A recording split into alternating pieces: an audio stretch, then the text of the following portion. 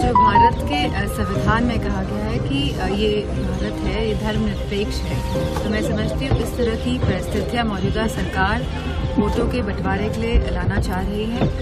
हमारे किसान लोग संघर्ष कर रहे हैं और कैसे उन पे हथियारों का प्रयोग हो रहा है और छर्रों का भी प्रयोग हो रहा है। किसान अपनी मांगों को लेकर लगातार डटे हुए हैं। आज रविवार को फिर एक बार सरकार और किसानों के बीच बातचीत हुई है। किसानों की मांगों को लेकर विपक्ष लगातार बीजेपी और पीएम मोदी को घेर रहा है। इसी कड़ी में किसान आंदोलन को लेकर ही सपा नेता डिंपल यादव का भी बड़ा बयान सामने आया है। सपा नेता ने प्रधानमंत्री पर कई गंभीर आरोप लगाए हैं। दरअसल रविवार को सांसद डिंपल यादव मैनपुरी पहुंची। यहां उन्होंने एक वैवाहिक कार्यक्रम में हिस्सा लिया।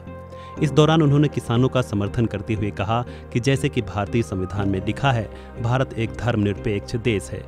यूसीसी के नाम पर सरकार देश के महत्वपूर्ण मुद्दों को दरकिनार कर देती है। किसानों पर छर्रे बरसाए जा रहे हैं। भाजपा चुनाव के दौरान कुछ मुद्दों को उजागर करती है, लेकिन बाद में उनकी उपेक्षा कर देती है। सपा नेता डिंपल यादव का पूरा बयान सुनिए। जो भारत के संविधान में कहा गया है कि ये भारत है, ये धर्मनिरपेक्ष है, तो मैं समझती हूँ इस तरह की परिस्थितियाँ मौजूदा सरकार वोटों के बंटवारे के लिए लाना चाह रही है। और मेरा मानना है कि जो मूल मुद्दे हैं अभी देश में, आप लोग देख रहे होंगे लगातार किस तरह हमारे किसान लोग संघर्ष कर रहे हैं और कैसे उन पे हथियारों का प्रयोग हो रहा है और छर्रों का भी प्रयोग हो रहा है, साथ में सैनिक शस्त्रों का भी प्रयोग करने की सरकार सोच रही है।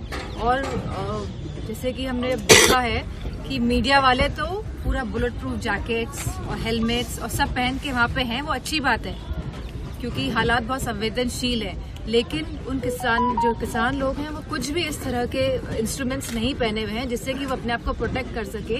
और सरकार द्वारा लगातार उन पे छर्रे छोड़े जा रहे हैं, रबर बुलेट्स, आंसू गैस छोड़ी जा रही है। तो इस तरह की निर्दयी सरकार लोगों को मुद्दों से भटकाने के लिए इस तरह की यूसीसी इस तरह के लेकर आ रही है। अनुराग ठाकुर ने कहा है कि अगर जैसे पंजाब सरकार जो समर्थन कर रही है किसानों का, तो वो अपने राज्य में एमएसपी क्यों नहीं दे देती? मैं समझती हूँ एमएसपी जब बजट में आनी चाहिए थी, वादा किया था भाजपा की सरकार ने, केंद्र की सरकार ने। उत्तर प्रदेश में चुनाव होने जा रहे थे, तभी ये 3 कानून वापस लिए गए थे और उसी समय वादा किया गया था कि एमएसपी दी जाएगी।